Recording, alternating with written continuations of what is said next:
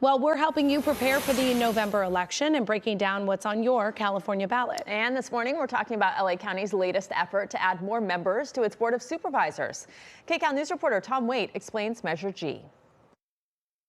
I think this idea of reforming county government has really struck a nerve. LA County Supervisor Janice Hahn voicing her support for a landmark proposal to expand the County Board of Supervisors from 5 to 9. By a vote of 3 to 2, supervisors approved sending the issue to voters. It's called Measure G. The measure would also replace the county-appointed CEO with a voter-approved CEO and create an ethics commission designed to stamp out corruption. Someone who has been representing a large segment of the Latino population now for the past 9.5 years, I can't tell you how many times I've heard in discussions, when is the board going to expand? When are we going to have more adequate representation? Supporters say more supervisors would provide citizens better access to and better service from their supervisor.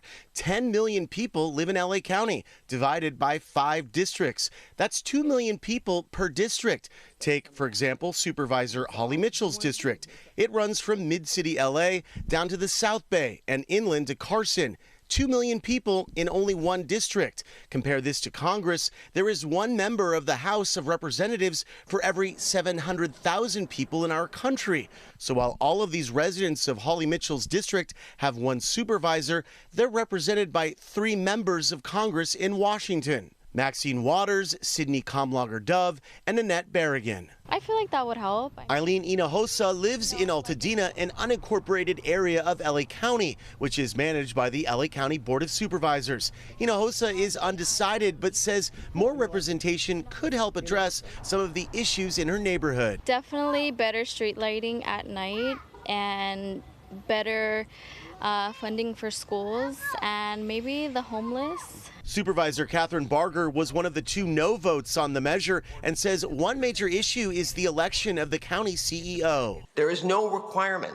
for the elected countywide executive to have the necessary skills or job qualifications to effectively allocate a highly complex and regulated municipal budget. We have a responsibility to make sure if we're going to expand the board that we expand it enough based on study, planning, and model maps. Pomona College Assistant Professor of Politics Sarah Sidwani has studied the issue extensively. We typically think about democracy in the United States. We think about checks and balances, about a separation of powers where there's an executive branch and a legislative branch that check one another. That does not exist in our Board of Supervisor model. Measure G would change that. The LA Times reports the county auditor estimates the cost of the expansion to be about $8 million. In Altadena, Tom Waite, KCAL News. And we want to help you get ready to fill out your ballot by breaking down all of the biggest races and issues. You can stream our CBS News Los Angeles Election Guide special Saturday at 10 a.m. and 6:30 p.m. and Sunday at 9 a.m. on the CBS News app and Pluto TV.